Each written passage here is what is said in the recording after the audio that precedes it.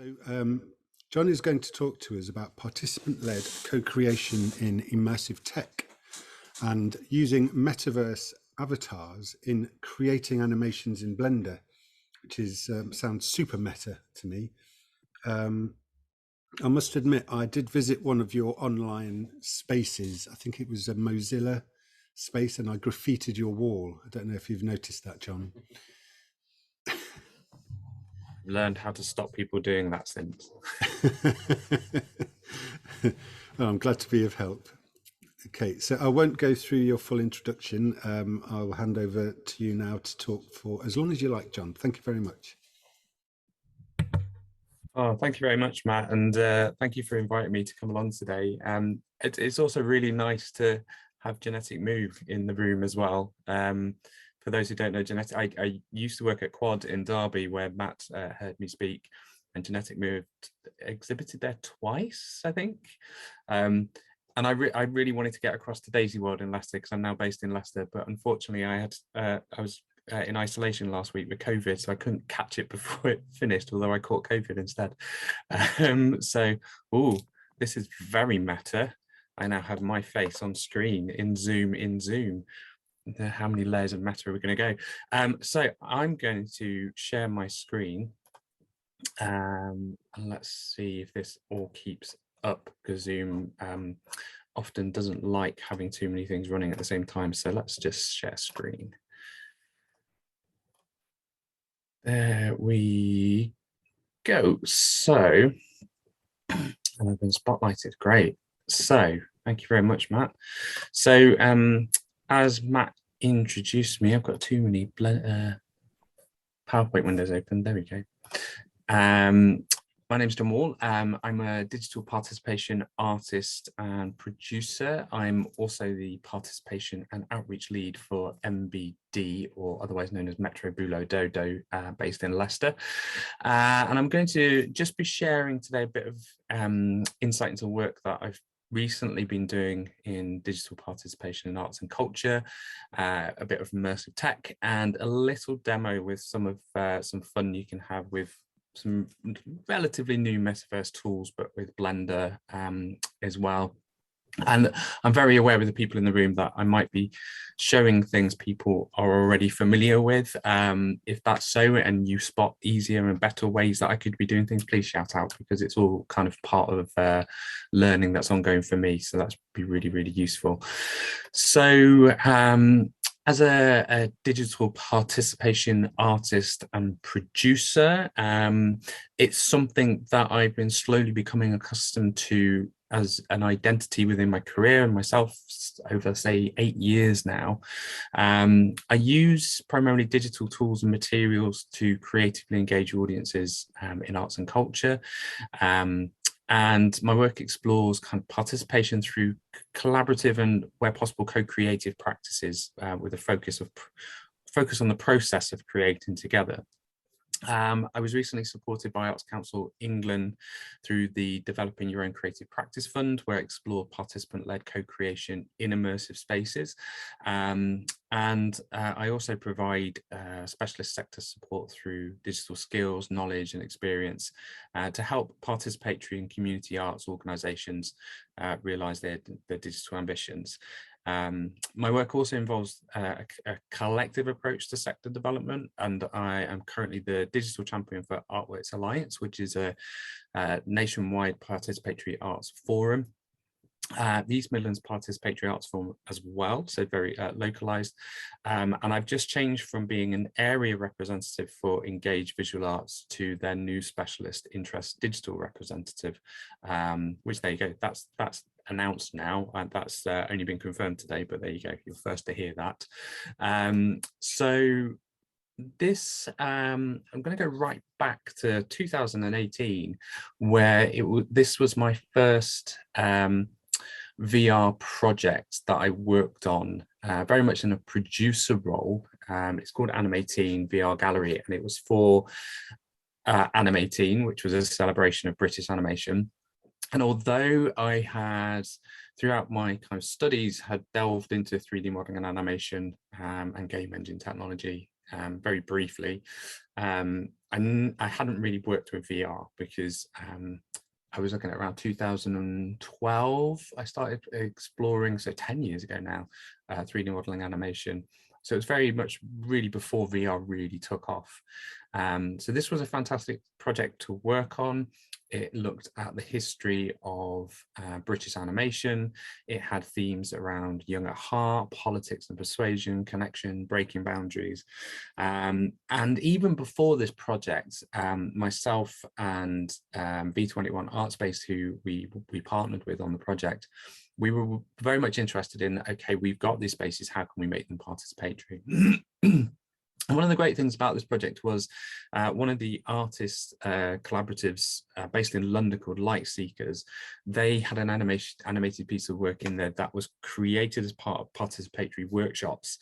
And these participants that helped support and make these animations, some of them were deaf, so there was music and there was animation, the creation of animation, but the deaf participants had rumble packs on, haptic feedback packs on, so they were able to create animation based on the vibrations that they felt, and in turn that kind of influence the music. So it was a very circulatory kind of process.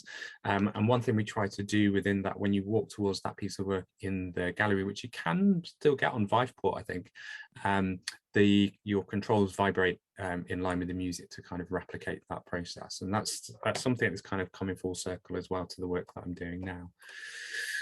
So I'm sure everyone knows what an immersive environment is, but I wanted to kind of throw in this definition by Michel Louis, probably going to be pronouncing that wrong, that an immersive environment is a digitally mediated learning environments designed to engage users in the artificially created make-believe world. Immersive environments may take on board a broad range of forms, with affordances for varying degrees of sensory immersion and awareness of the user's physical self or the presence of others.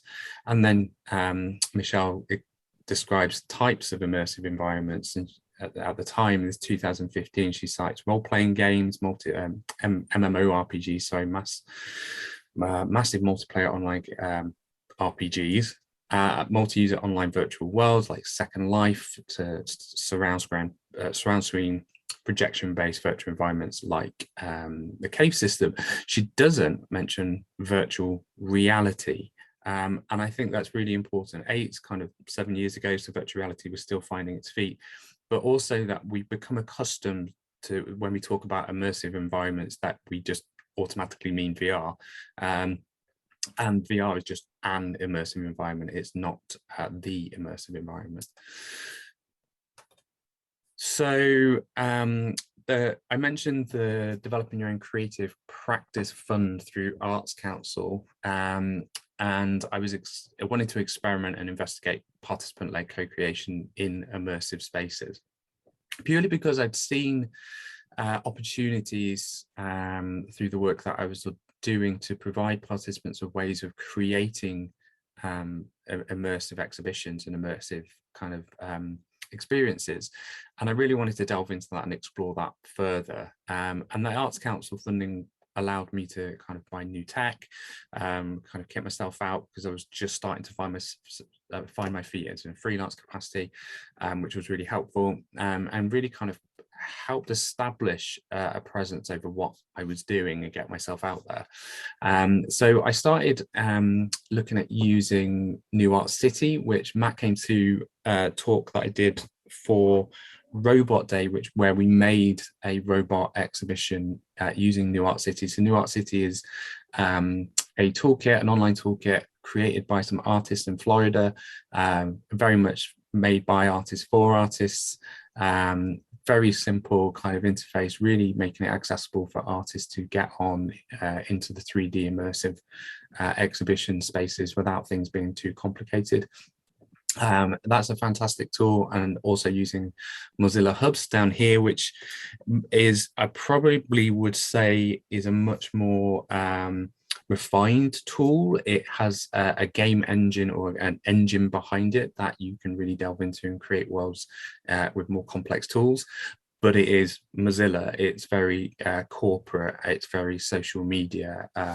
Dare I say, kind of Meta Facebook-esque before Meta Facebook. So they both have their ups and downs.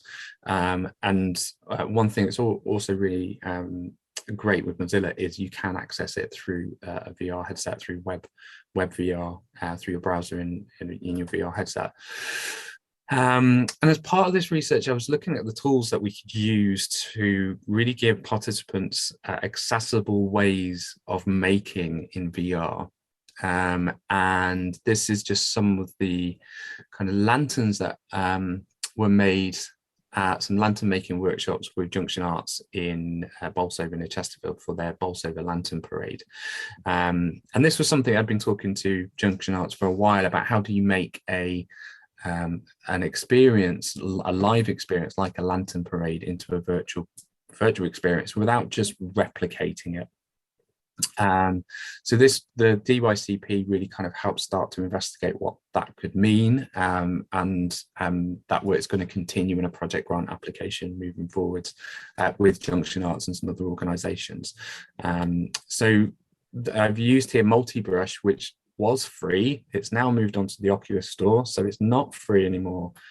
Boo. But it's a great tool to introduce 3D modeling and the concept of three-dimensional space to those who wouldn't necessarily get on board with it or think that it would interest them. It's really fascinating because kids love using Multibrush. They're more likely to have done something VR. But if you manage to get an adult who's not done VR before, they really take to Multibrush, because it's like when Xbox came out with Kinect. You didn't have to tell people, like, oh, how do I jump? You press this button, you press this button. You just kind of show them to pull the trigger, and straight away they can be drawing like they would be holding a pencil. So I really find tools like this really accessible and really helpful in kind of creating participatory experiences in immersive spaces. I was also really fortunate in the midst of the DYCB to be offered a residency at Level Centre in Matlock. They have a residency lab where artists are invited to come in for a week, 2 weeks to work to develop their practice, but also to kind of explore that practice with adults with learning disabilities. And this really kind of helped put some of that research to the test and to take the time to develop some of the ideas with a bit more focus and a bit more refinement. And it was really interesting because it was very much, as you can see by the space there, I was sat in a room with a desk in quite a large space when I'm used to an office that's got quite a small space. So I really wanted to kind of use the space there and use the environment. So this allowed me to explore using multi-brush or open brush or tilt brush, all the same kind of thing, it's just different variations of it, in a kind of physical environment where I can walk around rather than using the tools to move things around, and make this immersive notebook. And then that, because tilt brush, you have plugins for Unity, the game engine Unity, all the well, most of them, some of them shaders and things work in Unity through a plugin. So I was then able to export that through WebGL. So this is online and you can walk around that immersive notebook and kind of be immersed in the thinking as I developed the practice during that residency. Oh, this is not a video, this is a still image, unfortunately. I should have taken a video. One of the things that I was also able to test out, so the Quest 2, the Oculus Quest 2, Meta Quest 2, came out with a feature called Space Sense. And Space Sense allows you to see things that are moving in front of you while you've got the headset on. So you get this kind of cartoony outline, ghostly outline of anything that's moving in front of you. And what was really fascinating about that and working with adults with learning disabilities is that there was a lady who had visual impairment, but it was tunnel vision, so she could still use a headset quite well, but she was also deaf, and her interpreter was able to sign my instructions to her through the headset, and that was just completely eye-opening and made such an impact for this lady to kind of engage with just drawing and playing in multi-brush. And that's something that I think the technology, the VR technology, is moving forwards at a pace that is becoming very accessible. And I don't think it's kind of highlighted enough what that means in terms of functionality and kind of disabled participants moving forward. So in terms of the kind of DYCP work, it's been great to kind of delve into the co-creative process of immersive spaces. And it's certainly something that is possible. There's lots of kind of points within the pipeline of working with game engines, with VR applications, where participants can have an input and have an agency over what's happening. There's certainly an element when you have to take things away and tweak, but there's so much response live now. You can get much more out of their input and pressing play and showing them what that looks like now than I think you probably could about 2-3 years ago.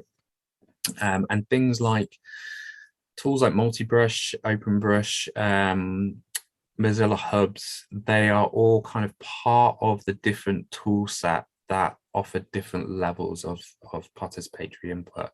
And it's just about kind of layering them together and using the right tool at the right point to kind of be able to bring those together. So this is an older video now, but I've actually turned all the lanterns that we made as part of the Lantern Made workshops into a kind of mock scene in Bolsover Castle grounds where you can walk around.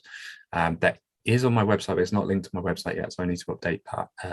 But I'm happy to share it, and so you can have a look at that.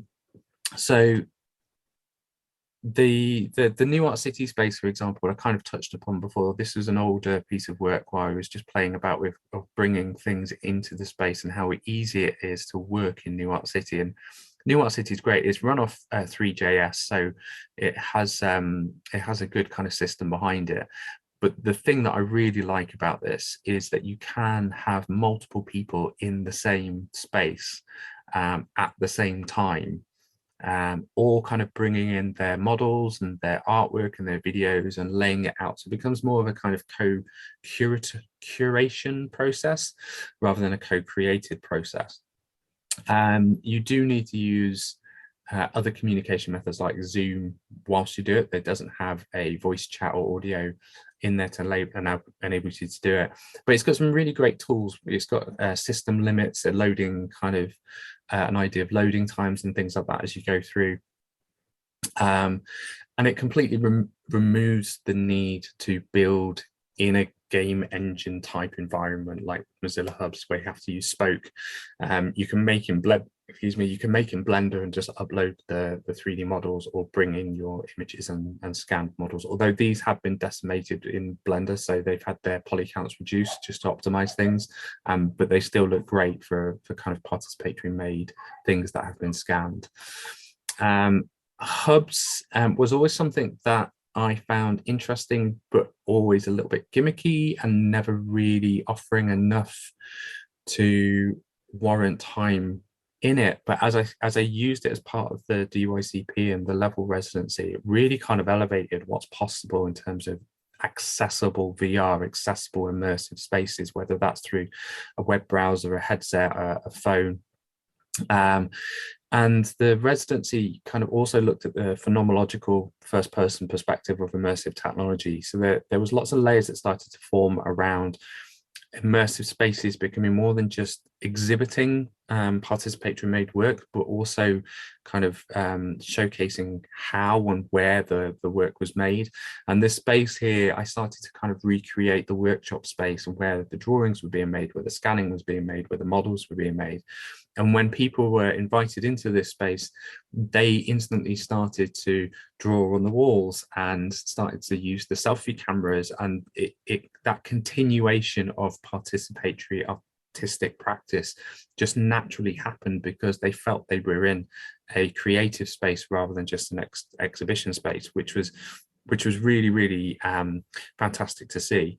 So the other thing that was also really fascinating about this is whilst those guests were in the space with me, I was standing in the middle of this digital space while standing in the middle of the physical space, looking in the same direction. And all of a sudden, my role as a facilitator and the duality of those kind of digital physical spaces kind of came into question. And there was a lot of kind of thinking around this importance of being able to layer both the digital and the physical together. And that was a kind of really exciting notion, that participation doesn't just have to happen in one or the other, it can happen in both at the same time. I just want to make sure that I thank Arts Council England, Junction Arts and Level Centre for their support through all of that work. It certainly wouldn't have been made possible without any of those contributions. So I just want to make sure that that credit gets there. I've just spotted that there's a chat here. Just make sure. Okay, so quite a few of the Essex STEAMettes couldn't use Mozilla Hubs as their computers was too slow. New Art City was probably definitely a better system to use if computers are slow. Equally, mobile phones are really great for both Hubs and New Art City. You can upload photo and video. I'm sure you can upload 3D models from your phone, but that might be worth kind of having a look at using New Art City instead. It's not got the functionality that Hubs has, but if you're just trying to create something in an online space, then New Art City would be a good way to go. So do get in contact with them. So Essex STEAMettes drew everywhere and imported models which slow things down. How do you curate, stop and allow? So I'd certainly say if you're working with 3D models in Hubs or New Art City, make sure you keep them as low poly as you can. That will certainly kind of help with that. The thing with Hubs is because it has avatars and has a kind of locomotion system that kind of renders things quite quickly, the more you can help that, the better. Also, if you can build in Spoke, and if you're having models that are static and you don't need to move them about, building them in Spoke first might help with that. But certainly it's going to be a case of trial and error. And I'd also look at what machinery you're using as well. Some slower laptops will struggle, although New Art City is probably better at that than Hubs. Also, a tip with Hubs is make sure you're using Firefox. You can use it with other web browsers, but it's certainly optimized for Firefox. So that would be another way to go. So that's kind of the talk part of what I've come here to kind of say today. I'm going to do a very quick, and I'll try and make this quick, demonstration of using Ready Player Me in Blender. So this is where the metaverse fun comes in. Let's just go to the right window. So Ready Player Me is a kind of avatar creation tool that is free. Let's see how long it stays free, but it is free. I can see it being snapped up by things like Facebook or Adobe, but it's very much it's there to be accessible and to kind of link in with as many kind of meta world spaces, tools, platforms, all those things as possible. So you simply create an avatar through taking a picture of yourself, whether that's through your phone or through a screen. Once you've taken it, you can kind of dress it how you want, color it how you want. It's generally quite good at getting things like hair, obviously within its own library, hair and things like that right. I was quite impressed with how this came out, although my first iteration had a really chunky beard, so I think it just kind of seen that I hadn't shaved for a while. So it's really, really good. But the one thing that I really, really like about it is that it instantly gives you access to the models. It's kind of saying, we've created you, here you go, here's your digital self. So it doesn't kind of take everything from you and give you nothing back, which is really great. So we're going to start off just kind of, in fact, let me just kind of show you, which bit do I show you first? I'm just trying to get, yeah, so this is kind of what we're looking at in Blender. And it's very music video-esque. But everything here has just been kind of stitching together different bits of software through Ready Player Me, Mixamo, and Blender. And so this is actually, I started experimenting just with me here, and my daughter decided she wanted to get involved in, even when I scaled her down, because she's 5, I scaled her down. She went, no, I want to be an adult. So that's why she's front and center there as a grown up. And then we included, it's going to go really slow because I've got viewport shading on. And then my wife is kind of joined in there. So this has become experiments that become very much a family affair. And this just became a kind of mixed together of different tools and techniques that I've slowly been kind of learning and watching over a few weeks. So we've got this scene here. And I'm just going to go into a kind of a blank version of this. So it's very much as simple as you download the GLB file for your model. Not copied. You can copy it and then add it into other spaces like Mozilla Hubs. You get your Mozilla Hubs head that can float around. So I should hit download, sorry. And you get a model of that. So I'm just going to import that GLB file. Downloads. And you get there, is that it? Where's today's date? That one. So you get quite a long coded name. So there I am, and you can see that it includes the bones, the armature. So instantly it's animatable. It doesn't have a rig or anything yet, but instantly you get the ability to do that, to play about with that. So I'm just going to take that. Let me just turn this off and this off.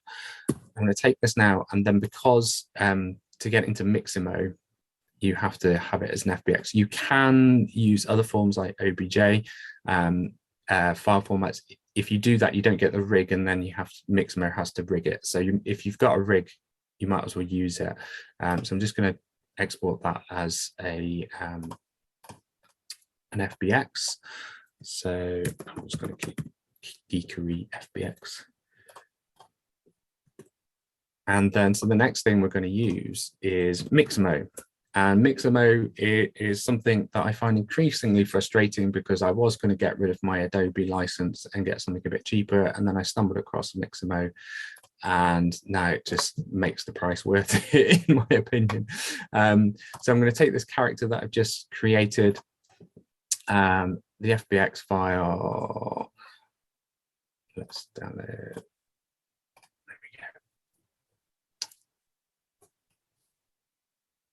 And so Mixamo, for those who don't know, is a really great way of adding animation to 3D models, or even getting animation that's already pre-made quite quickly and easily. So you don't have to spend a huge amount of time animating. It means that when you're working with participants, it's a case of just finding the things that's not right. Oh, I know what's happened. It's because when I've exported, you need to select selected objects. I'm also going to change the path mode to copy and tick that box. And what that will mean is that all the texture that's in there as well will be brought in as well. So it just makes things easier later on. So I'm going to try that again. I did say I'll try and make this quick. This is going a bit longer than I was expecting. No rush, John. This is fantastic. Okay, cool.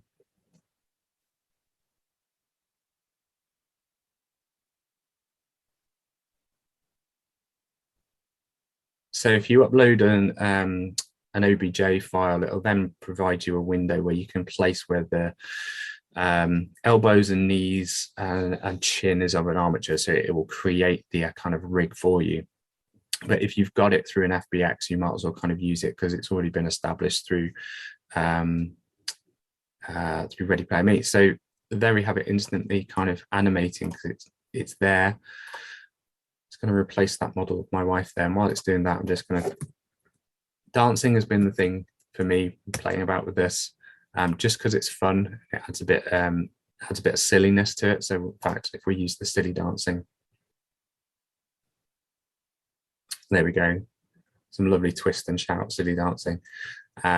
So you can move around. You can have a look at this from different angles. It's looped. You notice that it's looped, so you can just have it on repeat. You've got your frames down here.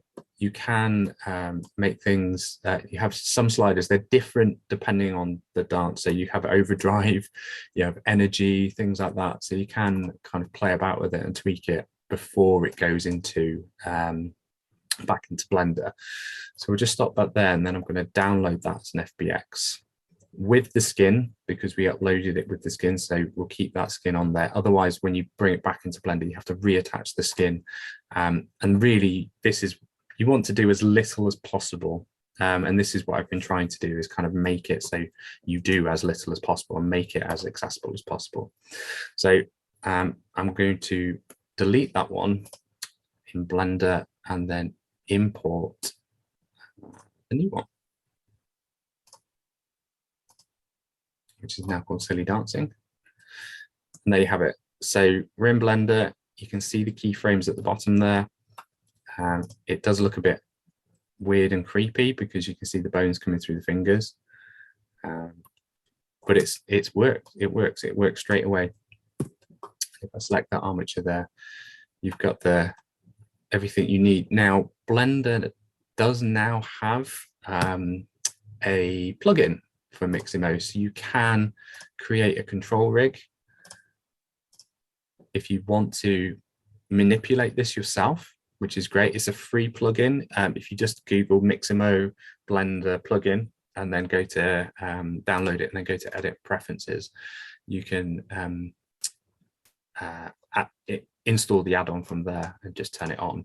So you can get this rig now. The good thing about this is once you have a character rigged in the space, from Miximo, you can just download the animations without the model, and then you can use the plugin to apply animations from other files to a character that you have there already. I have found that a little bit problematic when you do it. The bones sometimes just get really big and scale up. It doesn't affect the animation, but it just looks really problematic when it's not necessarily is. So you have these kind of controls now. So that means you can kind of play about with animating it and adjusting it how you want, which is really great. I'm just going to go back so I can take those off so they're out of the way. So that's the dancing animation bit, and just the kind of thing that I really like.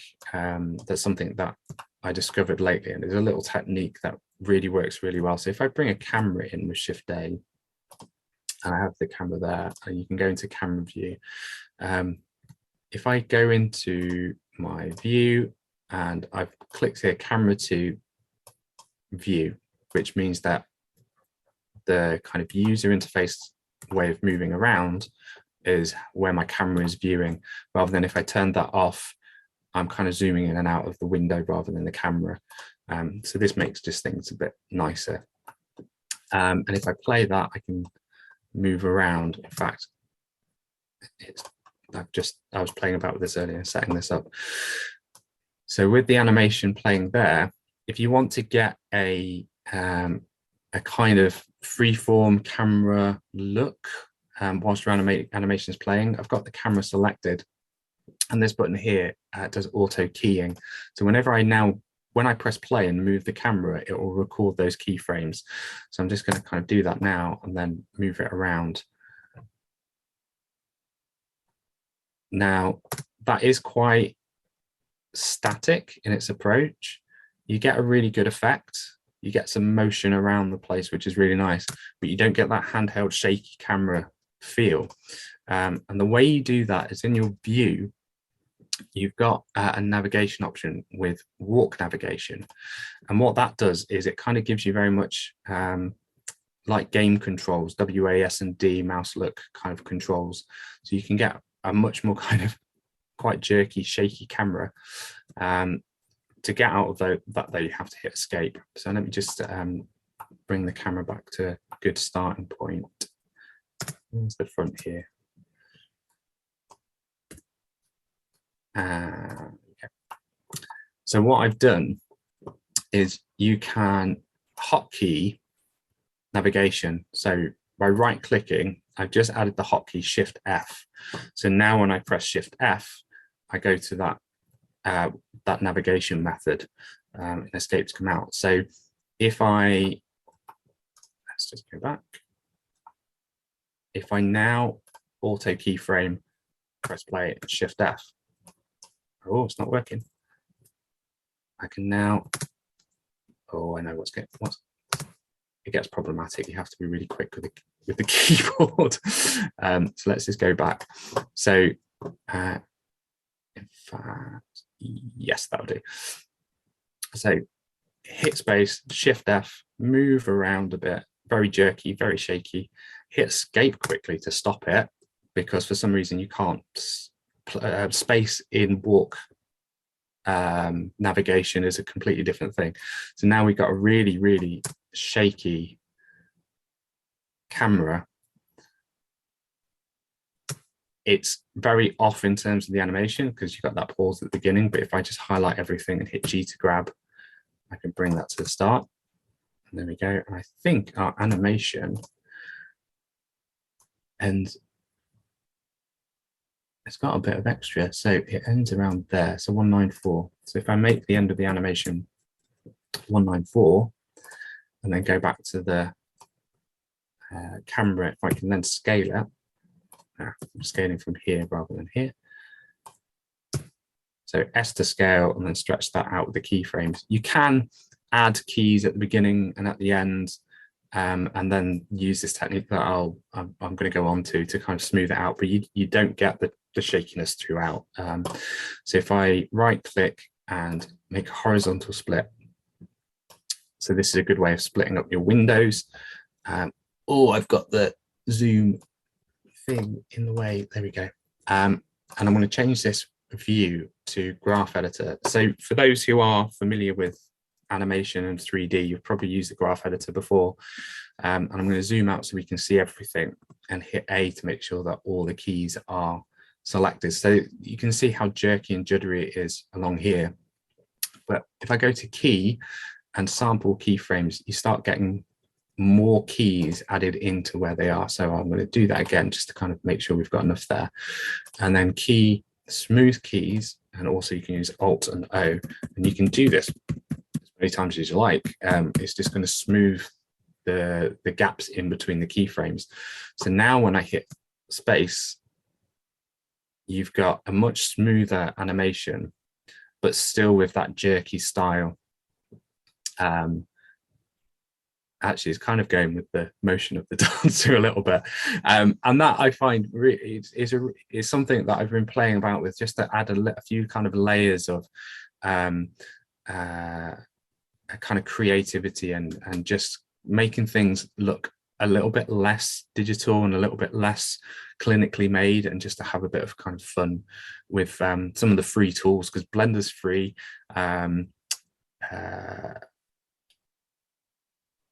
Ready Player Me is free. Mixmo, okay, yeah, it's not free. It's part of an Adobe license. You can get a free trial, and if you do, just go on there and download all the FBX animations, and then just use the plugin for Mixmo on here to kind of add those to your kind of Ready Player Me avatars. There you go. There's a quick tip for you how to get things for free from Adobe. So yeah, that's kind of everything from me. I think it's got this on screen still. I'm pressing the wrong button. There we go. I'm going to stop that because that's going to slow things down. I've got so many screens that look the same when you've got this. So yeah, so that's everything from me. That's my website there that I realized I don't have the address on it. So it's just www.johnwhall.art, and I'll be updating things on there soon. So thank you very much.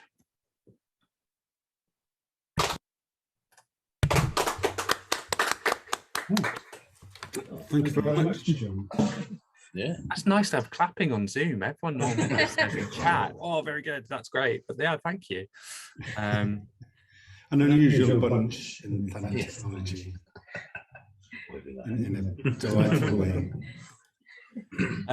I've just seen in chat, Tim, you've put what's a good website which reviews all these free VR tools.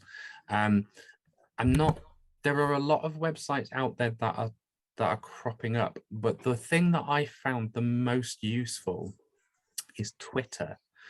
Um, and one thing I've tried to do is follow people, find people on Twitter that are from very diverse backgrounds.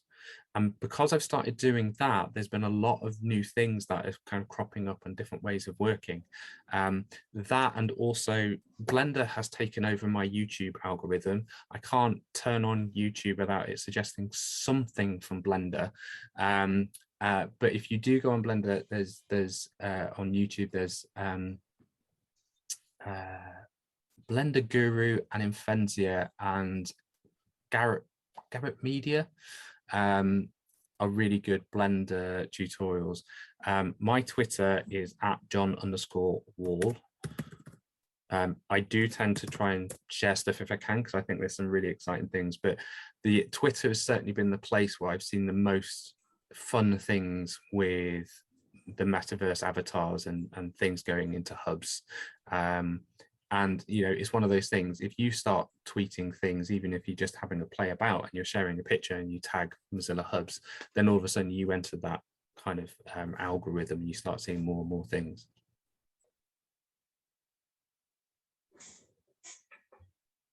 Any questions from the floor? Yeah, so I did have one, which is like, I found like it's very impressive technically, but I find myself, I think we're at the beginning of the internet, aren't we? What's it for? What's this, as in the immersive worlds? I mean, what's it for in your mind? I mean, because I think it's great for people who have like physical disabilities or mental health issues or anything like that. I can see the value for everybody else if you like. What's the point? That's a very open-ended question. There's a lot to unpick there. I certainly think, as you highlight, there's the accessibility side of things. I also think, there's a lot of talk at the moment around the transition from Web 2.0 to Web 3, and that kind of where virtual and social media have kind of come together because of all the freedoms that Web 2.0 allowed social media to have and kind of expand and grow. I think sometimes it's not necessarily just about trying to figure out what the point of it is, but just to explore and experiment. And there's certainly a really big movement of people using these tools and techniques and trying to hold on to them as creative tools, just to experiment, just to play, and not letting corporations take hold of it. There was such an uproar when Facebook announced that they were going to be called Meta. And it's purely because Facebook all of a sudden decided it was going to own the term meta, when meta and metaverse existed for years up until that point. And loads of creative people and people who are much more technically capable and more intelligent than me have been using these tools and creating these tools. And all of a sudden their identity was being owned by a corporation. And that wasn't a great thing to see or be part of. But I think the point is kind of anything that is creative, we should be free to explore it in a creative way and take it to the nth degree and just kind of have that praxis of what can we do next with it. And that's what I find really interesting. And certainly, when I started my DYCP about 6 or 7 months ago, I had an idea of what I would do and where I would take it. And honestly, I'm glad it stopped, because it gives me a finishing point to step off from. But the things that kept coming out over those 6 months, that was like, oh, I wish I could do that now and do that now and do that now. And obviously with the DYCP, for those who don't know, it's Arts Council's way of providing you time and resources to investigate your creative practice and take it further. And you put in kind of a cost for your time, and the more you delve into it and start doing more and more, you're getting paid less and less and less. You're not getting paid by Arts Council, they're investing in your time, but that value is decreasing and you're doing it to yourself. But it's certainly given me, I certainly feel at a point within my career, and I'd say digital has only been part of my career for about 10 years, where it certainly feels like a practice. It feels like it's part of an art form that is part of me. Like I said, it's taken over my YouTube, it's taken over my Twitter, it's kind of part of my thinking on a daily basis, which that for me is the point. It's kind of giving me something to be passionate about. I got the impression that, sorry, is it just me that can hear an echo? No, we can hear. Oh, there we go, thank you. I got the impression that digital art isn't taken seriously by the established art world. Is that changing? I certainly would hope so, and I definitely think there's been a change since COVID. It was fascinating over the lockdown where bricks and mortar arts organizations and museums all of a sudden went, we don't have people coming to us. What do we do? And so those who were hesitant about digital, I think arts organizations kind of were kind of being told they had to do digital, but hadn't interested in it at the same time. All of a sudden they were kind of forced, like most people were, to kind of go online. But there's still a skepticism of the value of digital art. And I'm not going to get into the whole debate around NFTs and whether they're art and the value of a digital thing. But digital, I mean, has been part of the artistic debate for a number of years now. And when something is a tool and part of the society you live in, then it should absolutely be part of the artwork that's made and exhibited. I was very fortunate to be working at Quad over the last kind of 8 years, where they embraced digital very early on. And the work that they wanted to show was either digitally made or digitally had a digital output. I'm really kind of questioned that around AI and robotics and what's a digital photograph and how do we, things like evidence and things like that. And I've just had a kind of, when a thought enters your brain because you've said a word, a forensic, I can't remember the name of the organization, for forensic investigation, I think they're called. They recreate forensic scenes through digital technology, and it's kind of seen as an artistic practice, but it's very kind of scientific and forensic based. They've been in the news recently because of their involvement in an exhibition at the Whitworth or Manchester Gallery. I want to make sure I get it right, because effectively the CEO has been removed because of supportive statements towards Palestine and kind of trying to show the plight there in this exhibition. And the Israeli authorities didn't quite like what was being said there. So I'm kind of trying to reference that thing rather than having Zoom invaded. But I think it's, digital for me is an art form. It is a tool. It is a material. It's a digital output. It can offer a lot more than artistic practice up until this point, but it's not something that's going to replace it.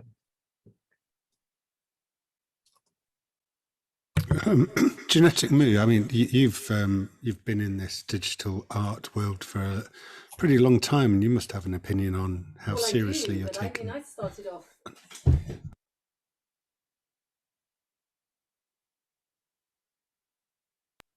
Okay, yeah, I mean, I studied 16mm filmmaking in the late 80s, and at that time I was in a small art college, and the painting and sculpture department didn't recognize photography and film as an art form.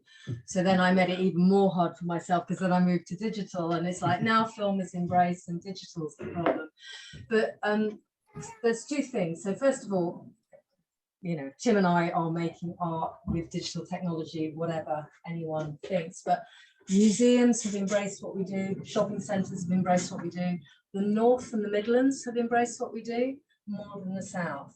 And art galleries are very slow to pick up on it. There are art galleries that we have shown with, and there is interest, but there are reservations for a number of reasons. One, they are concerned about health and safety, or historically. Two, they feel they haven't got the technical know-how to do it, regardless of how easy you might say it is. And then, of course, the old private art galleries are worried they're not going to get any sales because, you know, we don't sell anything we do. So it is changing. I feel very hopeful about it. And I agree with John that the lockdown changed everything, and lots of places, some that we know very well in Margate, who have been really slow, have started to think, you know, we have to bring digital in. Because the public wants it. I mean, there's stories of some spaces getting money and using it to improve their social media. They thought that's what digital engagement was, you know, the website, Twitter, Instagram, what have you. But now they are investing it in people to do interesting things. So yeah, lots of opinions. Go on. Yeah, I went to a debate in the House of Lords, no less, about IoT for art and entertainment, and asked a question of the panel how they thought. Oh no, it was about technology and entertainment, and I asked. I don't think you've got the microphone on. Hello. I've muted speaker. So I asked the panel specifically how they thought the Internet of Things might affect entertainment, and the panel were talking about traffic control and people being able to find parking spaces because parking spaces would be instrumented in the future. Sorry? Yeah, but it seemed like a very functional way of technology changing life in that find a parking space easy kind of way or something like that. And it completely missed the creative side of technology. And as perhaps I am an engineer that has not been trained in the arts world at all. And I suppose I really only came aware of it when I moved to Margate. It's difficult to change your brain away from the technical kind of functional use to something creative. And I think tonight has been really interesting in using some amazing software for kind of collaborating with non-technical users and creating things without knowing what the technology, not really knowing the depth of the technology, but just using it. And then new technology, they're just the latest tools. It's just like a hammer used to be a new tool at one point. I like how so many different tools are being used. Everything was then able to sort of be merged together in that, I guess you call it a space or something like that. I don't know what the terminology is. It's quite impressive that all these different tools, sort of the Unix way, trying to do one thing well and then pass the data on to another bit of processing further down the software. In a fluid, natural way, I think. I mean, there was a bit of all that file saving and opening, but so it's not quite fluid and natural. But It's really pretty damn good though. yeah. It's a bit like doing some woodwork and piping it together. That's really using a hammer because you've got a nail in front of you, using a screwdriver because there's a screw.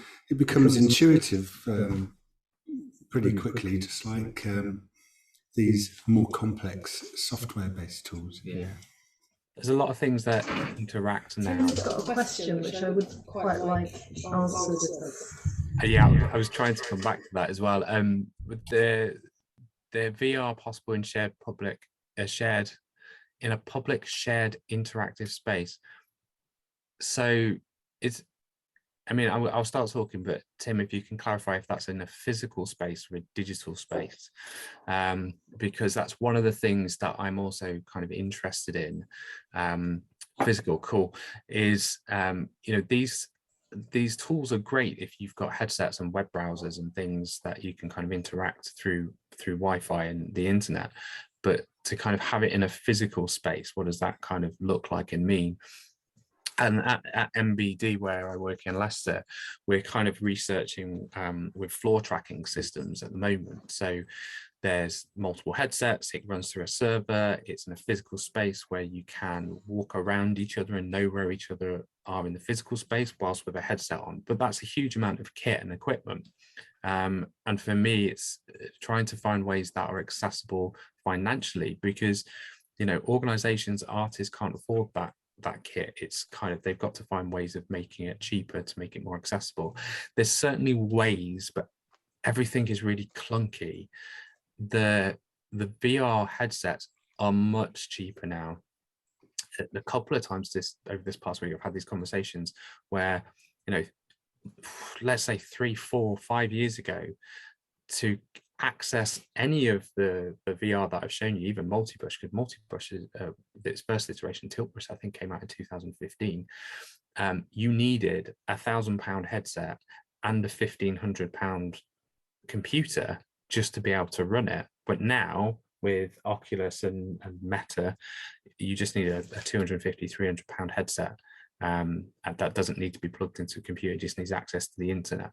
So there's certainly ways that that's becoming more accessible, but it's all about the level of interaction with others that adds that complexity, where you need servers, you need to be able to control the space and the environment. If you're creating work that you just want people to have an individual experience with a headset, that is much simpler to set up and control. So it's all down to the complexity of it, really. But I would certainly say, compared to 3-4 years ago, the costs have really come down to be able to kind of install something in a physical space. Going back to your practical demonstration, I think I missed how you would use the animation that you created in Blender eventually. Where would you put that? Where would you install that? How would you use it? So that is a kind of accidental output of things that I've been playing about with. So what I would do with that, which what I have been doing with that, is creating hubs spaces and pinning those animations of the character animations in the hubs world. So when you walk into a hubs world, it's not completely devoid of life. It's got some character, and that's where the dancing comes in, because when you walk into a virtual space and you've got a character dancing away, it's quite funny, it's quite entertaining. So, and that's something that I've been exploring, or am exploring with young people, where they create these environments for themselves, but how do they represent their identity in those spaces? And so Ready Player Me allows them to have an avatar without having to learn all the skills, something that can represent them without looking exactly like them, and being able to be represented in digital spaces. So the model and the animation itself is something that I use there. The video side of it, the animation, can we go into one of your virtual spaces now? Ooh, perhaps at the end of the meeting. I think there'll be a bit of setup.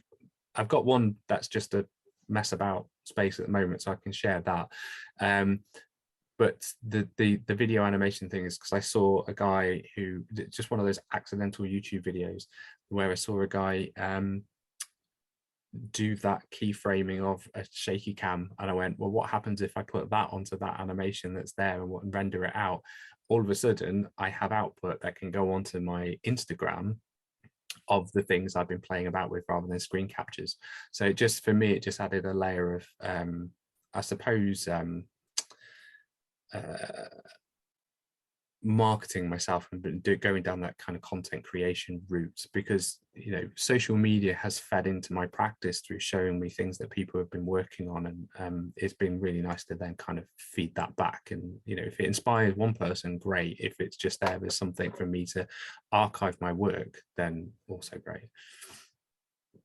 I thought the story of the deaf person being signed on top of VR was interesting.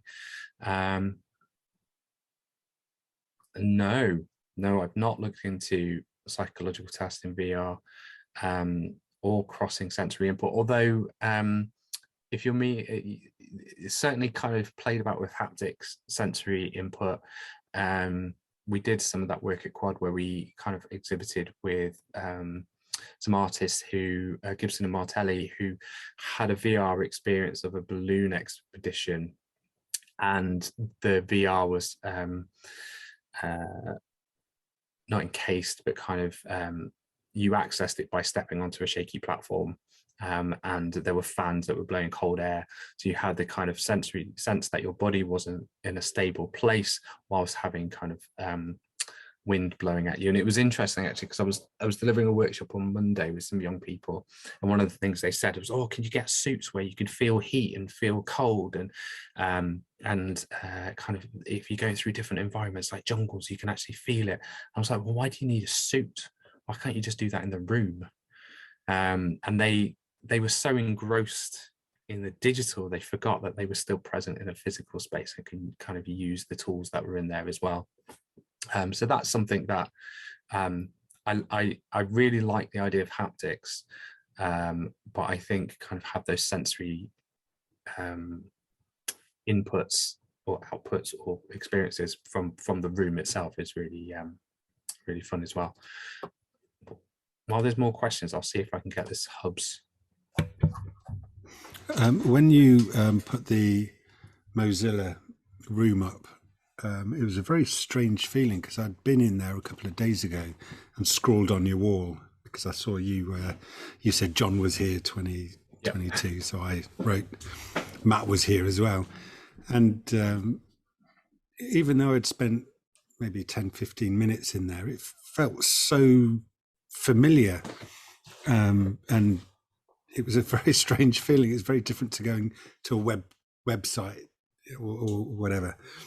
It was I really wanted the camera to turn around and see, so I could see the wall where, you know, just see if my graffiti was there. And I know it was a video that perhaps was taken a while ago, but I really felt kind of at home there. Really, it's a very strange feeling when I saw that video. Is that the room you want us to go and look in now? Well, maybe. But you've turned off the graffiti, I think, John, you said.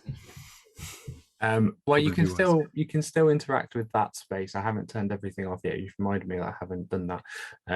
But one of the challenges that I always felt with hubs was the fact that you could pin something in the space, but then someone could go in and unpin it. And because they unpinned it, as soon as they leave the space, it leaves the space.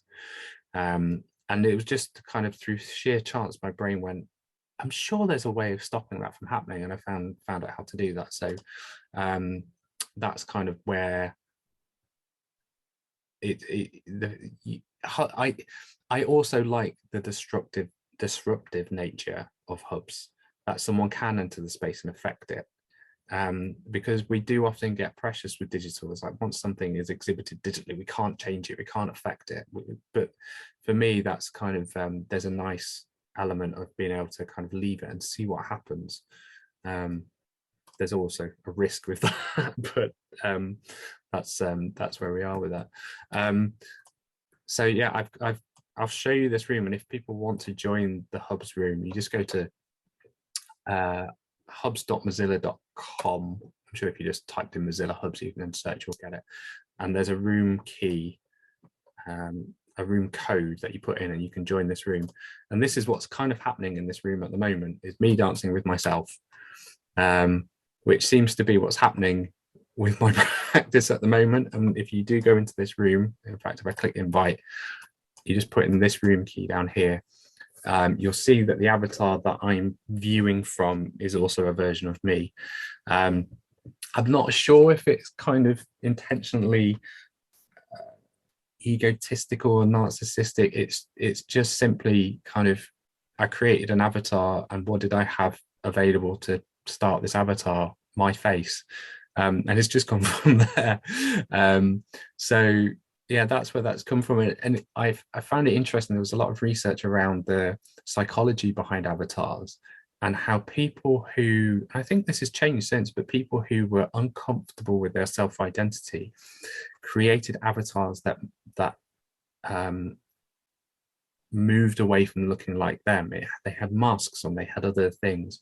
Where I was always, whenever I created an avatar in a game or anything like that, the generic white male character that was the base character, or someone's jumped in, always looked like me. And so I just accepted that, and I started changing how my avatars looked, purely because I didn't want to keep looking like the generic white character in those games and those experiences. I wonder who Spot Build. Oh, that's me, actually. That is me. Oh, there you go. You can probably see me as me. Nice moves. Oh, it's a lag. Oh, there's somebody else. Andy's in now.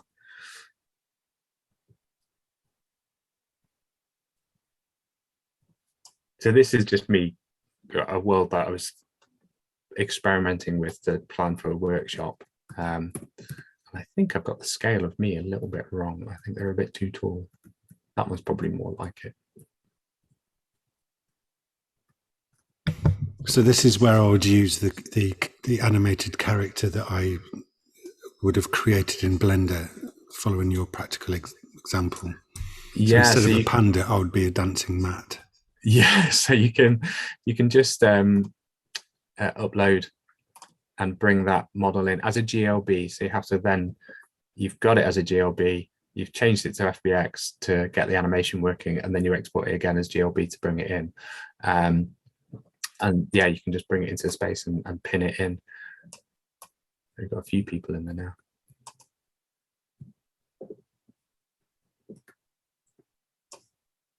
now. Motion capture systems be used for this as well, to sort of catch people's movements like they do in the movies? Yes, yeah, you can absolutely use motion capture to get that data, and that's what's really nice about that Mixamo rig. Is it means that once you've got that motion capture, you can just attach the armature from the mocap onto the character really quickly without having to go through the rigmarole of manually doing it. So you can, again, these are all the quick methods to creating these things, and that for me is where the kind of accessibility and the participatory elements comes in, because a young person can create this quite quickly and get this in their space, and then they can show their friends through VR or through web browser this is what they've done. So it's a nice kind of introduction to the software and the techniques when you're able to do things like this. Well, what about audio? Matt said he was asked to enable his microphone, but can you have some sort of music player left in the space, independent of whether anyone's actually in the space? Yes, so you should. Within New Art City, you can upload audio and have it as spatial audio, so you can place it in locations. With Mozilla, I've just moved the camera thing away. You can. I've not tried it exporting audio with the GLB. I'm pretty sure that would just work. But with Mozilla, hello, you can just within Spoke, you can add audio sound through Spoke, which is the engine behind this. Are you controlling the eyes? So my next question is then, can you set up some sort of synchronization between models, or if you wanted things to synchronize together, would there actually just be like one large model consisting of, I mean, maybe two avatars or equivalent? I'm just losing, can't quite hear you properly. I think I get what you're saying. Let's come closer. Yeah.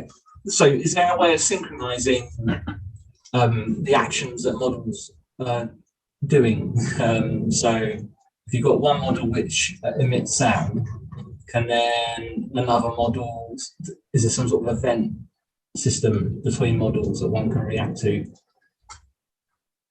So like the music started playing, and therefore that sends some sort of event that the other models can be triggered from. I think it's with this method, it's probably more old school timing and editing than actually one thing triggering another. Okay. But that would just be down to a bit of experimentation and getting the timing of that right. The engines themselves aren't sophisticated enough to be able to have a trigger system where you press this or do this and this then happens.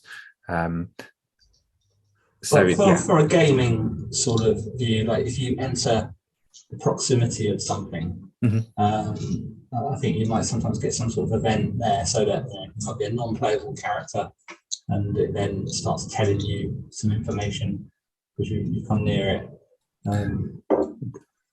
Yeah, that would be part of much more complex systems within a game engine. That would take it would take a while to set up and probably bleed some code as well.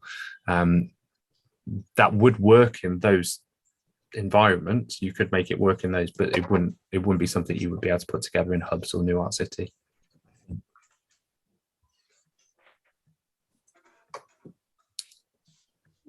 So this is Spoke, by the way, and which is kind of what makes the worlds in Hubs, and you can add dynamic audio in, so you can then control you can add it in as a URL, which is interesting, or you can kind of upload the audio as part of it and then place it around the world where you want it to be. So then if you roughly know where that is when you upload your animation, because I wouldn't do it in Spoke because it would just be too much for the loading. When you upload your animation, if you just put it in roughly the same place, you can even just kind of plonk in a box model and then remove it afterwards and republish it to get the location right.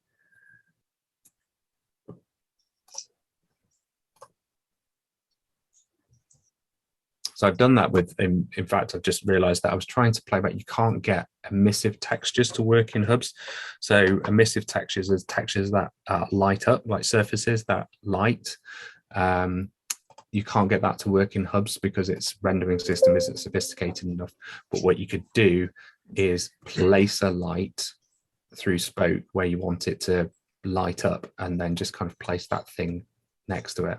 So that in Blender, Blender's rendering engine has that kind of lit up and bloom. It uses bloom, so it kind of is quite bright and light, but Hubs won't do that. Hi, Andy.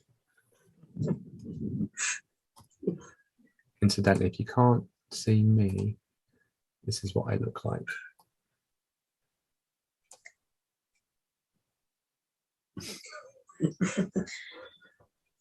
Sneaky panda.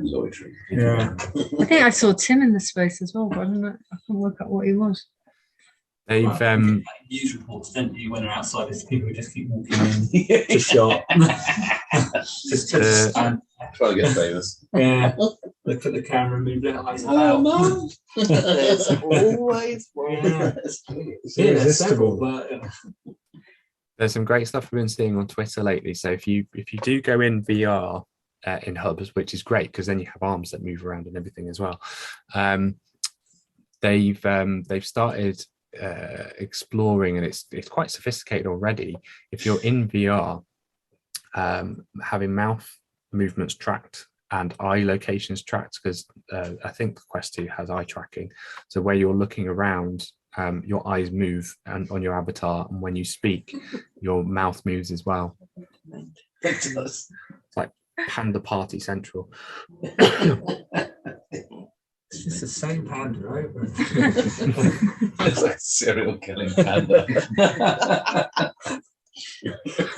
Just hiding behind the dancing Johns. So can you make yourself bigger, Matt? Did you have control over your size at all? I'm not sure. I can sneak. Uh-oh. Oh, yeah. Oh, wow. Wow, giant in the house. Oh, yeah. Wonderful. Maybe rather than a Zoom room next time, we'll have an actual 3D space to meet in. It's wonderful to be exposed to this. So thank you very much, John. Can I just ask one more question? Do you have you got plans to do some sort of co-creation with the 3D spaces in terms of using avatars and that? Yes, so we've got some workshops of working with young people to create interlinking immersive spaces so they can travel between the spaces, but also plans moving forward is to put in a project grant application with the Arts Council, and the work is going to be about exploring that participatory approach a bit further, but working with different types of participatory arts organizations, so venue-based, community-based, and artist-based as well. So getting the artistic perspective. So yeah, and everything else is just play at the moment, which is fun.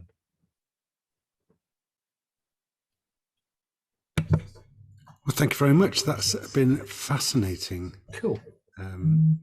Sorry about the audio here. I still need to figure out how to stop this echoing. But another round of applause is well deserved. I can honestly say I'll be watching that video again. Excellent. Brilliant. Lovely. That was fantastic. Thank you very much. Thank you. So my cat's just arrived. Okay, so I'm just going to Object of the week. return to the second best thing of this evening, which is the mystery item.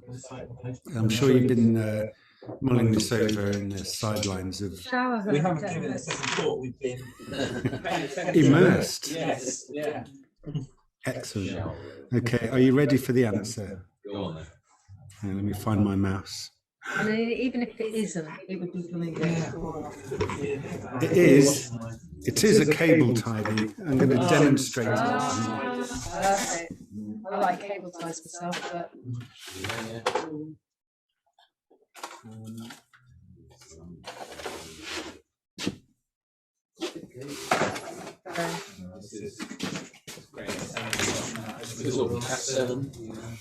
Yeah, it is a cable tidy that uses the flex.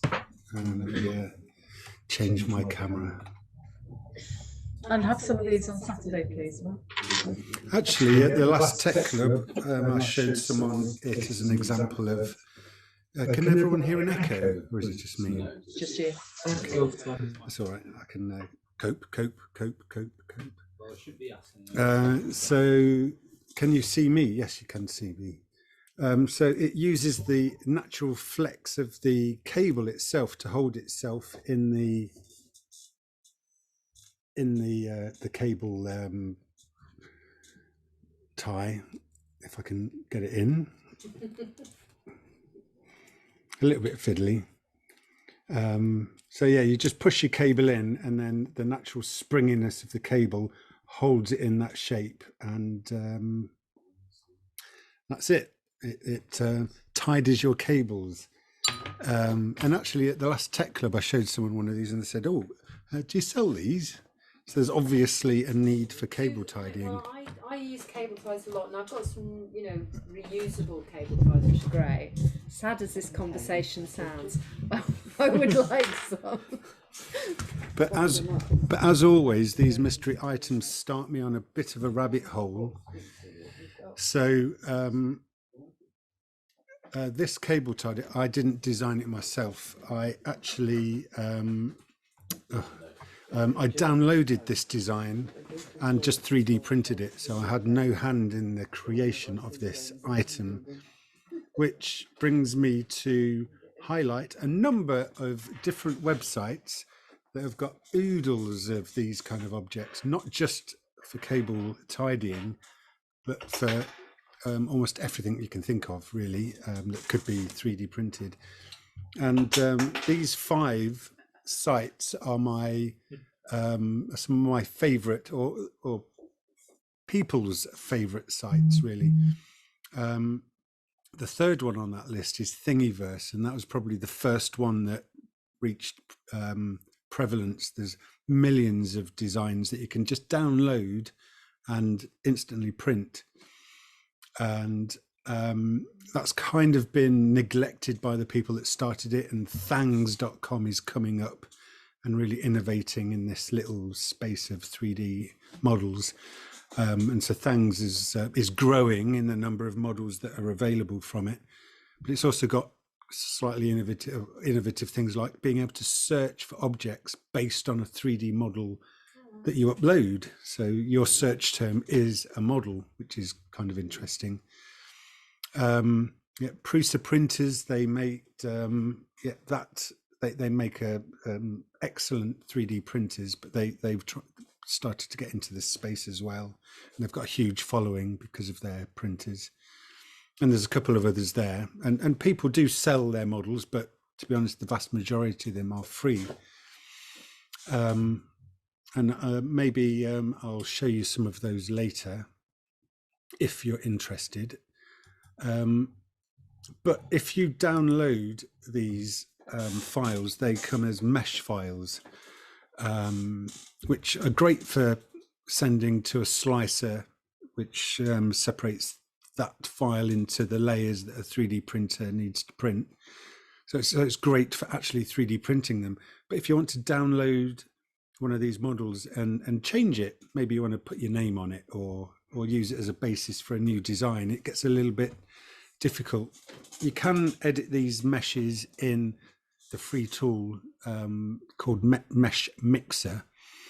And it's a bit like sculpting clay, really. A mesh is just a load of triangles that define a surface. And you can use a tool like Mesh Mixer to push and pull and prod and poke and stretch that surface to change the model. But if you want to be a bit more engineering-y about it, like emboss your name into it or something like that, you kind of need to turn it into a solid, at least as far as I know, into a CAD model, which is a defined solid shape rather than a collection of triangles defining a surface, to make it less sculptural and more parametric or more engineering-y to do at least the kind of things I want to do with these models. So you can download all these models for free and print them out straight away. And there are ways to take that and use it as a basis for your own designs going forward. And I'm kind of interested to know if any of you are aware that these 3D libraries exist, if you've used them or anything like that. Tell me. No. I'm just going to quickly jump in and say I do need to go. It's my daughter's bedtime, so I'm going to shoot off. So thank you very much for inviting me. But I will say you can use Blender to manipulate those models. And if you use the Boolean modifier in Blender, you can do the emboss, you can cut holes, you can do things like that really easily. So that's something to maybe kind of look at. But lovely to meet you all, and thank you for inviting me today. It's been good fun, and I'll speak to you soon. Thank you so much, John. You were wonderful. Thank you. Bye-bye. I'm glad you're better as well. Me too. Yeah. Bye-bye. So I had someone that saw the 3D printer in the background when I was in some kind of work meeting, and as often happens, he said, I've got this problem. I need to make I think it was a sun shield for the lens of his camera. Can you help me? And it's difficult to help people with questions like that. So I just pointed him towards a Thingiverse or a thangs.com, and straight away he found several designs for what he was trying to do. And he was not aware of the world where people just design, solve their own problems that need some kind of 3D printing and just give it for free. And you just download it and either 3D print it yourself if you've got a printer, or send it to one of the many print farms, and 2 or 3 days later have one sent to you. They're 3D printing as a service. Yes, there are lots of those actually. So you can download, if you find the thing that you want, you can then post that file to one of these 3D print farms, and then they post the object to you. Do you remember in the 90s? Can you, I don't know, can everyone hear online? I was just remembering in the 90s that people used to need to fax documents to a solicitor. They'd go to a newsagents and pay 20p and use it. Are we going to get to a point where the newsagents will have a 3D printer? We're going to get to the point where you can print your dinner just like they did in Star Trek. Oh, From the news agency. I mean, has my anyone- martini is never going to be surpassed. Has anyone done 3D printing with chocolate or cheese? I know they existed, didn't they? You used chocolate or cheese to make your model. The So guy has I anyone- used to work with was trying to 3D print cake. He was one of the guys who used to go to electromagnetic field quite a lot as well. And yeah, it didn't work, but he gave it a go. He built something to sort of inject it on. Maybe he's worked. It's been 10 years, so he might have. But there is a 3D print service in Ramsgate, so that's pretty local. Yeah, cool. But I suppose that's business nowadays. You just upload something on the internet and get it posted to you. It's the Well, Amazon. if you think of what they did with photography, I mean, suddenly, it's no deal, is it, to have prints done? There was sort of a mass growth in photography shops, wasn't there? And I suppose 20 years ago now, printing up all your digital files. So I guess why not? Yeah, and then you went to the instant printing. Yeah. Well, maybe there's a Dragon's Den pitch for getting kind of automated 3D printers in supermarkets across the world, where people can just go along and, I don't know, Bluetooth something from their phone or Facebook it to the machine and get it printed out whilst they're shopping. If you buy a Christmas present for someone and you get it printed there, so you cut the postal problem out, no import export duty. Choose it online and have it printed in that country. Yeah, there are no customs to the internet. That's right. Are we gonna? Could you get it? Yeah. So it's actually on the Amazon. The printer's on the Amazon drone. So it's going to you. Print en route. Because on BBC iPlayer, there's a program at the moment called Motoring Zen, which is like 10-minute episodes. It's just hilarious. It's just a guy driving around and he's being very zen about everything going on around him. And he goes to visits his roundabout in Swindon, which is sort of a mini roundabout. But one of the episodes, he's like by a little Tesco Metro or a small. And they've got all these little 6-wheel drones that are just doing deliveries to local places. Oh, really? There must be some sort of trial, or maybe it's just made up from a TV show. But it looks all kind of legit and stuff like that. And so then, yeah. So I really recommend Motoring Zen, and then you'll see these little devices doing deliveries. And what are they delivering? Food or? I think pizzas and stuff like that, just in the local area. Okay. Well, that's the end of my mini rabbit hole. It hasn't been as deep as some of the other ones from the mystery object. But I was just looking at this slide on the presentation here, and at the bottom there are images of all of the mystery items we've done in the past. It started off with the USB hook. Can anyone remember why it was such a special hook? Warm up, so the adhesive. Yes, you would plug it into a USB cable to heat up the glue, stick it on something, and then you would re-plug it into a USB power source in order to melt the glue and remove it. Then there was some kind of blue light glue. Then there was a stick that blew rain away from your head instead of being an umbrella. Subject of a Kickstarter, but they realised that it soaked everyone around you, and it didn't really go very far. The next one was a way to get cable into conduit. You don't remember what the one to the left of the Furby was? The purple one. The purple one.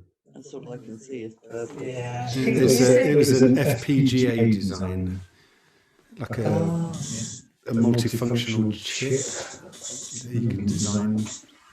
And the Furby was quite a rabbit hole. I think it was one of my first proper rabbit holes. I got from a Furby to mass destruction or like world destruction, I think, didn't I, somehow? Furbies were banned in Germany and some other countries as spy devices because they could be hacked into.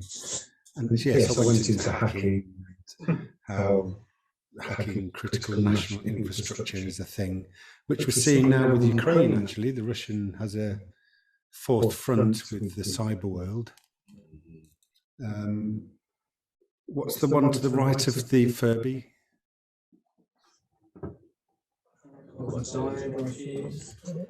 They were anti-vibration mounts. 2 bolts separated by a rubber tube. Oh, goodbye, Andy from Southend. Good to see you again. It's probably already gone. I was just looking at Tim's chat message. I need a banana. Yes, we have no bananas. Is that a shopping list, is it? Yawn.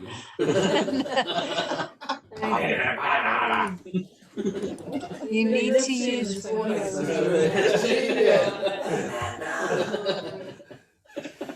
What the hell is that? Get a single room, like. Is this to do with the fact that the audio is not so good? Is it? I was going to ask about that. So I'll finish off this yes. presentation thing. I just thought, because there are 11 of these mystery objects, including this cable tidy, you can download object kind of things. So it started with the pandemic. Now we've got all of these mystery items. I think it's a thing now. What, mystery items?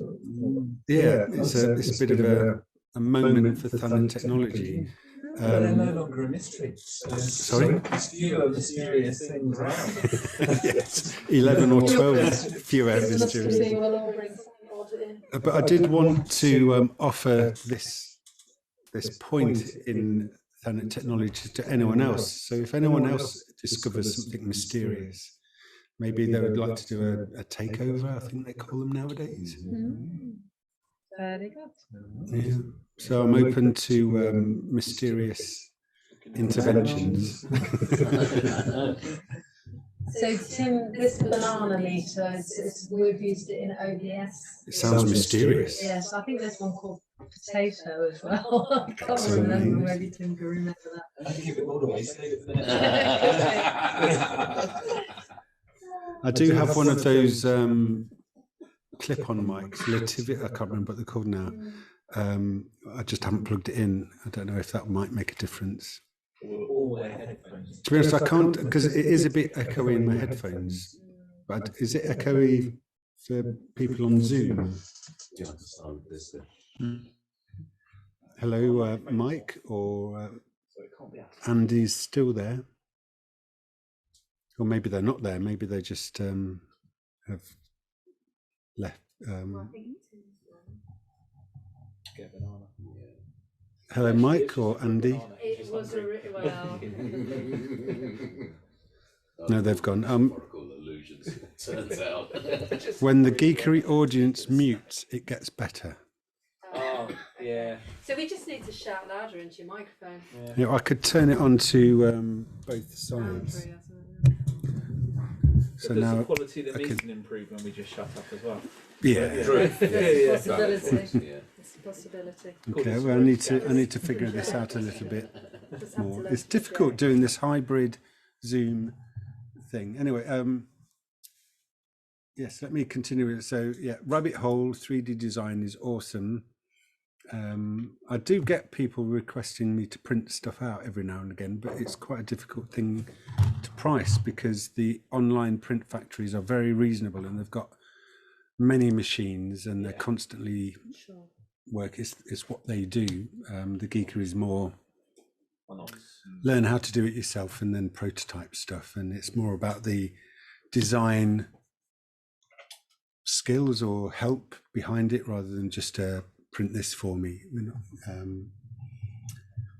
So not what the geekery saw, but Nevertheless, there are I options. think there's something in these. How much would you pay for a bag of cable I ties? think- That's I awesome. think that I would say that would be worth about 10 pence. Now maybe that's a bit, I don't know how cost effective that is. How much does it cost? Somebody would quite happily pay 50p for that. Maybe, but what if you were to buy, you wouldn't buy just one, that's the thing. You'd probably No. buy 20 for £2. So Yeah, that's roughly the same. I've been Cost. converted to a toilet roll idea. It works perfectly. which is Well, literally, you get the old toilet roll and then just stuff cables into them, and then you can Oh, stand them I up. see. I do that So what very you have same left thing over over the there. top is the Yes. connections. Yeah, And I have a works. box. and It I does put work. the I never box thought and about I'm it. really- And that you can one- write on it very easily as Yeah. well. It's genius. I'll put them in so you can see it from the top. Excellent. Just, oh, those are the ones I want. This is the rabbit hole I should have gone down. Cable management. Yeah. I mean, chains hanging from the ceiling works here. Then it gets messy. It's it's always it's a when thing, you've isn't got- it? So like on Saturday when I'll have a lot of netbooks plugged in with all the adapters and what have you. So it's just trying to control the wiring over the table so it doesn't take up too much space. I think it's your own place. I think you define this is where it goes. No one moves, and then you just get the perfect length cable, and nothing's ever allowed to move. Yeah, that's the problem. Elastic cables are really good. You just stretch them just long enough to plug in, and then they stay nice and tight. I assume you mean like it's on a winder or something. No, it's a little cable that you can stretch out like that and plug it in. It's a dream, obviously. It's like the old telephone. You get a perfect G with Yeah. Well, I remember getting a little USB plug, which basically had the main one on one end, and then you just pulled it out. It was a flat ribbon. You just pulled it out to as far as you wanted it. Yeah, where have they gone? I haven't seen one of those in years. We've got one in the car, but it's it's not the whole plug, but it is. That's what USB to. Yeah, conductive elastic bands, I think, is what we need. Maybe. Anyway, so next month we haven't got a speaker in the hole, but it'd be fascinating to hear of one of the first female coders that there ever were. Maybe if they would volunteer to speak about their experiences, that would be incredible. Hopefully I'll have had some information back from Tesco's by then. That would be Because I rang them up the other day great. just to see if it was still running. Tesco's. Like ordering in a warehouse. I was a computer programmer back in the 70s. Yeah. Let's just think about that a moment. A computer programmer back in the 70s. Wow. COBOL. I did COBOL training. Well, you that's did what did it was. properly. It was COBOL then. But Have you I been making out like a bandit since? Yeah. On COBOL contracting. No. Oh. To be honest, back in those days, it was not a 9-to-5 job. It was 27 hours a day, 370 days a year. No, And I burnt myself out. don't want to do any more then. No. And I retired in 1981, and I did not touch anything computer-wise until 97. Wow. When my brother built me a PC, cost about £1,000. 16-year grade. Right. Yeah, I was just, that was it. Yeah. Enough. Yeah, fair enough. Wow. Because when I worked at Tesco's, during the day the computers were busy, so they only ran our programs at night. Yeah. So 76, which was the year we actually brought it all online. Yeah. It was a hot summer. I missed it. What was the nature of the programs though? Like what programs were they running during the day, and then what programs were you running at night? Well, my one, because they couldn't really. Unless this is for the talk next month. Pardon? Unless you're saving it for the talk next month. Definitely. No. Yeah. So yes, this I'd love to know about it. if you're available, it'd be wonderful for And there you was, to hear another of lady who was here a couple of months ago. Who was her brother. I can't even remember her details now, but she was fascinating. I just love stories. Of, Yeah. of And stuff she people back do. in Yeah, the it's day. always good. My brother was Oh, involved in technology. Way back technology before as well. that, Yeah. my very first best friend grew up to be a sir. Oh, really? Tim Berners-Lee. Oh, yeah. Really? Yes. Well, And his never. parents were Another first story. programmers. Another Yeah. story for the old. Yeah, Yeah. you should save it. No, I What wonder- is- I when think is maybe the we next should just one? be a Sign up. Sign up. I wanna Come on, hear it. Tim. Yeah. His mother, Mary Lee Not now. Wood. Not now. Don't tell us now. Don't tell us now. I've got to keep it to the. Matt's going to tell you when you've got to come. Hopefully, Yeah, we'll hopefully tell you 2 you'll minutes speak before. to us here. Yeah. The thing is, I Don't will prepare have me to now. go to my car because I'm fingers crossed that's where I've left my phone. You can take off the TBD now, then, can't you? Well, that's hang done. on. That will be. No, just bit of peer I pressure. need to go get. I'll disappear and grab my phone. Lovely, thank you. Fingers crossed it's in the car. Go on then. Wow, love it. If not, we'll go to the pub and. So- If not, we'll just all go to the pub and you can tell us that. If you want to hear details of next month, the best way to do that is to subscribe to the Geekery newsletter. So go to www.thegeekery.uk and put in your email address and press subscribe. You can also sign up to our Facebook or meetup.com sites. But if you sign up to the Geekery email newsletter, which comes out at varying distances before the meeting, depending on how organized I am, you get first sight of the mystery object. So an extra couple of days to wonder what the object is, which is a great thing to look intelligent in front of everyone when you're asking questions. I was going to say, if we didn't have a speaker next month, I was maybe going to have a bit of a social thing. Oh, the echo's come back. Sorry. Is that because of the audio? Sorry, Put the just turn microphone on the this. mic on. Yeah. Okay. Excited. You had Anyway. very good to say. It looks like we might have a speaker, so I'm going to try this hybrid Zoom and physical thing again. Maybe I'll try and find Tim's banana to help out with that. Yes. Don't know what that is. But it's free. I mean, we used it in OBS. Are you using OBS as well? Yeah. So yeah, they're audio meters to download. So you run them through OBS, and it helps you, or you connect it. Okay, It helps you control. that'll be interesting. Maybe we'll talk about this one. That's the end of this, but then I can switch to this thing here. Can you see that? It's me in the corner, Oh, yeah. reminding you to subscribe yet again to the Geekery website. But the next meetup is on a Thursday, the last Thursday of every month, as always. 31st of March is the next one. And if we have the talk that's been almost promised, it'd be a fantastic one. I love it. Yeah. I met her when she came to the Raspberry Jam that we did in Faith in Strangers just before the pandemic hit. And she told me some stories about Sir Tim, but the stories about her experiences coding back in the 70s are wonderful. Yeah. So that'll be a really interesting one. And Margate based?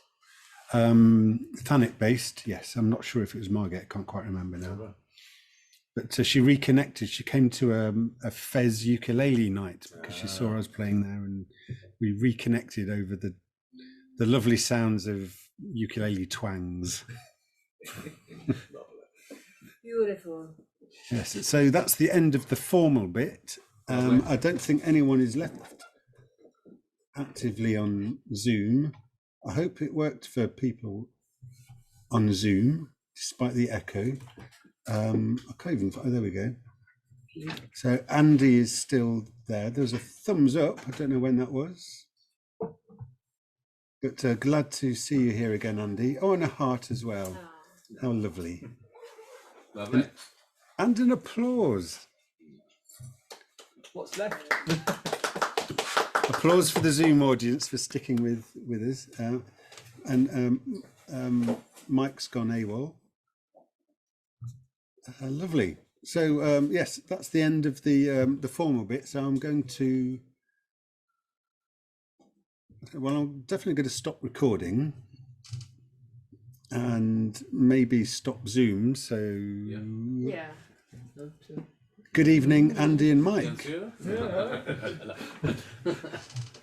Cheerio. Bye. Bye. Don't sound like applause, but fairly. No, that's sounded like someone trying to do a Donald Duck impression.